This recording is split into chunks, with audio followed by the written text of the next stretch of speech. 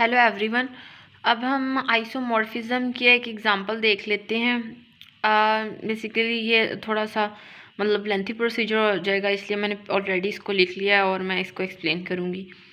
Just isomorphism के लिए जब बाइजेक्शन प्रूव करूँगी तो देन मैं बाय हैंड उसको करके दिखाऊँगी, ठीक है।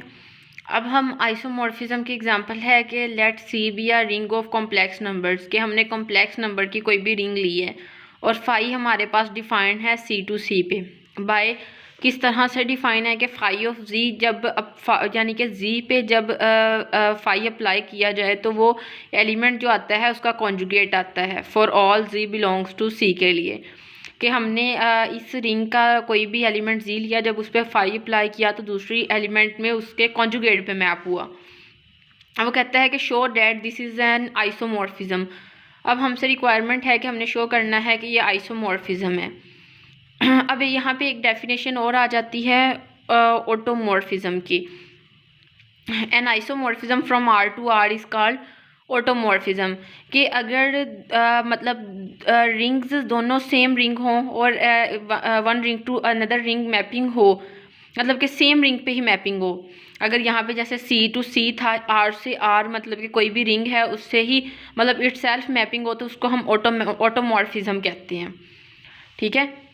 और इसकी अगर ट्रिवियल एग्जांपल देखी जाए तो वो आइडेंटिटी मैप हो जाता है, क्योंकि वो आइसोमॉर्फिज्म भी होता है और मतलब आइडेंटिटी का दोनों सेम ही है, दोनों रिंग मतलब के सेम होंगी तो उसमें मैपिंग हो जाएगी। अब इसका सोल्यूशन अगर देखें तो हम लेट कर लेते हैं कि Z1 और Z2 बिलोंग कर रहे हैं C से, ठीक है, यानी कि इस C से बिलोंग कर रहे हैं। अब अगर हम फाई, जाहिर है कि आइसोमॉर्फिज्म चेक करना है, पहले हमारे पास होमोमॉर्फिज्म होना चाहिए, तो फिर बाइजेक्टिव रिंग होमोमॉर्फिज्म को हम कहते हैं कि वो आइसोमॉर्फिज्म है। अब अगर हम फाई Z1 प्लस Z2 भी अप्लाई करें तो ये मैपिंग किस तरह से होगी कि Z1 प्लस Z2 के कॉन्जुगेट पे ये मैपिंग होगी जब इस पर फाई अप्लाई किया जाएगा, तो ये इक्वल आ जाएगा Z1 कॉन्जुगेट। यू नो कि ये हमारे पास प्रॉपर्टी होती है कि हम कॉन्जुगेट सेपरेट सेपरेट अप्लाई कर सकते हैं। तो ये किसके इक्वल आ गया, फाई ऑफ Z1 के, और प्लस ये किसके इक्वल आ गया, फाई ऑफ Z2 के। तो इस तरह से ये कंडीशन तो ओके हो गई। अब देन दूसरी कंडीशन होती है कि हमने दो मल्टीप्लाई करने होते हैं एलिमेंट, उन पर फाई अप्लाई करना होता है और चेक करना होता है कि वो उन एलिमेंट्स पे अलग अलग अप्लाई हो जाए।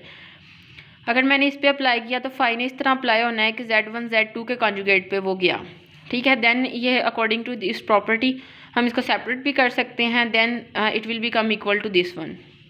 अब यहाँ से क्या शो हो गया, clearly this is an homomorphism. यहाँ से तो क्लियर हो गया कि ये हमारे पास होमोमॉर्फिज्म है, मतलब यहाँ से फाई Z1 Z2 भी आ गया, फाई Z1 और Z2 के इक्वल आ गया। अब हमें पता है कि यहाँ पे अगर फाई मैपिंग है सी से सी तक, ये डोमेन है और ये इसकी कोडोमेन है। अब हमारे पास शो करना क्या बाकी रह गया, अब हमने हमारे पास होमोमॉर्फिज्म तो है, होमोमॉर्फिज्म मतलब होमोमॉर्फिज्म तो बेसिकली हमने शो कर दिया, ठीक है, ये कंडीशन ओके हो गई। अब हमने शो करनी है बाइजेक्शन, और बाइजेक्शन के लिए हमने एक चीज़ शो करना है कि ये इंजेक्टिव है, और दूसरा हमने शो करना है कि ये सरजेक्टिव है। मतलब इंजेक्टिव रिंग होमोमॉर्फिज्म है और सरजेक्टिव रिंग होमोमॉर्फिज्म, यानी मैंने कि इसको मोनोमॉर्फिज्म और एपीमॉर्फिज्म शो करने हैं। अब अगर मैं इसको 1-1 करूं, मतलब 4-1-1, मतलब ये इंजेक्शन के लिए अगर मैं करूं तो मेरे पास क्या होता है कि मतलब हर एलिमेंट जो हमारे पास डोमेन में पड़ा हुआ है उसकी एक यूनिक इमेज होती है इन कोडोमेन, ठीक है।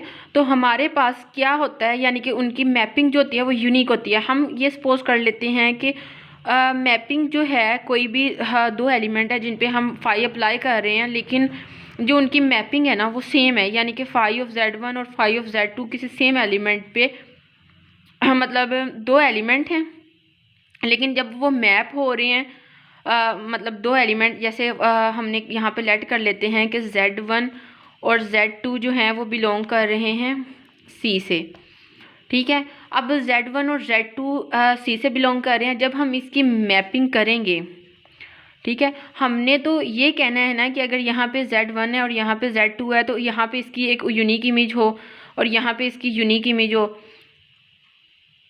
मतलब यही ना कि Z1 और Z2 किसी एक मतलब इसकी भी हर एक मतलब फाई अप्लाई करें तो इसकी भी यूनिक एक इमेज बन जाए और इसकी भी यूनिक इमेज बन जाए।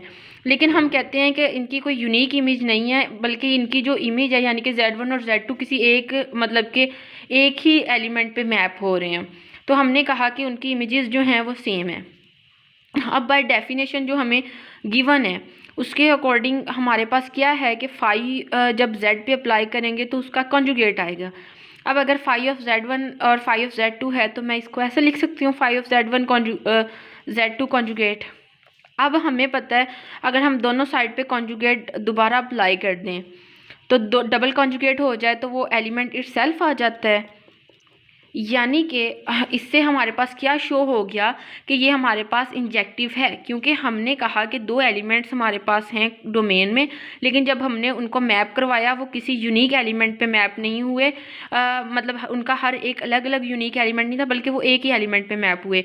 लेकिन हमने एंड पे क्या शो कर दिया कि बेसिकली वो एलिमेंट्स भी सेम ही हैं, मतलब कि वो अलग अलग नहीं है कि अगर मैं कहूँ कि Z1 भी मतलब इन पे मैप हो रहा है, मतलब इनको अगर एज अ होल मैं एक कह दूँ तो Z2 भी हो रहा है, लेकिन अगर हमने उनकी इमेजेस सेम ली हैं तो बेसिकली वो एलिमेंट्स भी सेम ही हैं। इससे तो शो हो गया कि हमारे पास जो फाई है वो क्या है, वो 1 1 है। अब दूसरी कंडीशन हमारे पास क्या होती है कि फाई को हमने ऑन टू शो करना है, फिर ही हमारे पास क्या होगा, बाइजेक्टिव होगा। अब हमारे पास ऑन टू अगर शो करना है, मतलब बेसिकली यहाँ पे मैं ये चीज़ जो बना रही हूँ बेसिकली मैं फंक्शंस से इसको समझाना चाह रही हूँ कि अच्छा फंक्शंस में ऐसे होता है तो यहाँ पे क्या होगा। अब फाई ऑन टू है, फॉर एग्जांपल जब हम फंक्शंस में करते होते हैं कि हमारे पास यहाँ पे कोई एलिमेंट है, हमने उसकी इन्वर्स इमेज चेक करनी होती है कि क्या यहाँ पे कोई एलिमेंट है तो उसके पीछे कोई एलिमेंट पड़ा हुआ है जिसकी वो इमेज है। तो यहाँ पे अगर मैं सपोज कर लेती हूँ कि हमारे पास है मतलब फाई इनवर्स ऑफ Z बार अगर मैं करूं तो वो इक्वल होगा Z के। डेफिनेटली कि अगर मैं इनवर्स इमेज ले रही हूँ तो उसका कोई मतलब के पीछे एलिमेंट पड़ा होगा कि जिसकी वो इमेज आई है। तो यहाँ से अगर मैं अगेन फाई अप्लाई कर दूँ Z कॉन्जुगेट और ये इक्वल आ जाएगा फाई ऑफ Z के, ठीक है। और यहाँ से फाई इनवर्स से जब ख़त्म होगा तो यहाँ पे क्या हो जाएगा कि फाई ऑफ Z इक्वल आ गया Z बार के, यानी कि जो हमारी ओरिजिनल डेफिनेशन थी वो आ गई। इससे हमारे पास क्या शो हो गया कि हमारे पास जो मतलब होमोमॉर्फिज्म भी है, 1 1 भी होल्ड कर रहा है और फाई ऑन टू भी है। इसका मतलब है कि हम यहाँ पे कह सकते हैं कि हमारे पास जो फाई है, phi is hence phi is isomorphism. मतलब इससे हमारे पास शो हो गया कि फाई हमारे पास क्या है, आइसोमॉर्फिज्म है। और इसमें हमें एक और चीज़ भी पता लगी कि जो सेम मतलब रिंग से मतलब मैपिंग होती है उसको हम ऑटोमॉर्फिज्म कहते हैं। आई होप कि इस चीज़ की समझ आ गई होगी। Thank you.